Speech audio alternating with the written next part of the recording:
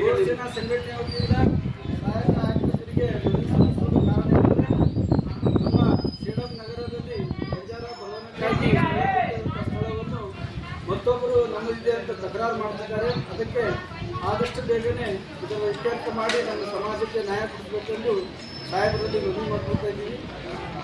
ಈ ಅರ್ಜಿಯನ್ನು ಓದಿ ತೋರಿಸ್ತಾ ಇದ್ದೀವಿ. ವಿಷಯ ಸಂತ ಸೇವಾಲಾಲ್ ಮಹಾರಾಜ್ ಬಂಜಾರ ಭವನ ಸ್ಥಳದ ವಿವಾದದ ಬಗ್ಗೆ.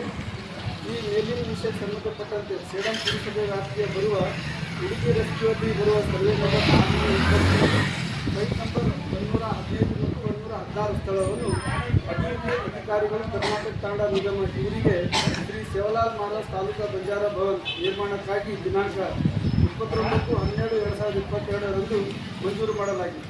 ಸದರಿಯ ಸ್ಥಳವನ್ನು ಪುರಸಭೆ ವತಿಯಿಂದ ಸ್ಥಳ ಪರಿಶೀಲಿಸಿದ ದಿನಾಂಕ 15/6/2022 ಕಂದಾಯ ಅಧಿಕಾರಿ ಮತ್ತು ಹಿರಿಯ ಅಭಿಯಂತರು ಪುರಸಭೆ ಸೇಡಂ ಇವರು ಬಂಜಾರ ಭವನ ನಿರ್ಮಾಣಕ್ಕೆ ಯೋಗ್ಯವಿರುತ್ತದೆ ಎಂದು ಅದರಂತೆ ಸ್ಥಳವನ್ನು ನಿಗಮದ ಅಧಿಕಾರಿಗಳಿಗೆ ಫೀಸ್ ಆಧಾರದ ಮೇಲೆ ಸೇಡಂ ಉಪ ನೋಂದಣಿ ಅಧಿಕಾರಿಗಳ ನೋಂದಣಿ ದಿನಾಂಕ 18/7/2023 ಅಗ್ರಿಮೆಂಟ್ ಮಾಡಿ ಪುರಸಭೆ ನಮೂನೆ 3 ಸೆಟ್ಟಿನ ಸಂಖ್ಯೆ 11,570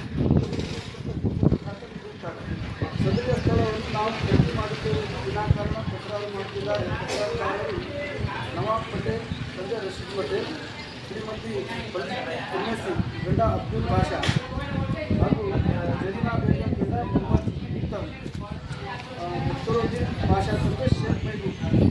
ಈ ಸ್ಥಳವನ್ನು ಆದಷ್ಟು ಬೇಗ ನಮ್ಮ ಸಮಾಜಕ್ಕೆ ನ್ಯಾಯ ಒದಗಿಸಬೇಕೆಂದು ಮಾನ್ಯರಲ್ಲಿ ವಿನಂತಿಸಿ ಈ ಅರ್ಜಿಯನ್ನು ಸಲ್ಲಿಸ್ತಾ ಇದ್ದೀವಿ. ದಯಮಾಡಿ ಈ ಅರ್ಜಿಯನ್ನು ಸ್ವೀಕಾರ ಮಾಡಿ ನಮಗೊಂದು ಸ್ಥಳಾವಕಾಶ ಕೊಡಿಸುವಂತೆ ಭರವಸೆ ನೀಡಲು ಅವರಿಗೆ ಮಾಡಿದ್ದಾರೆ.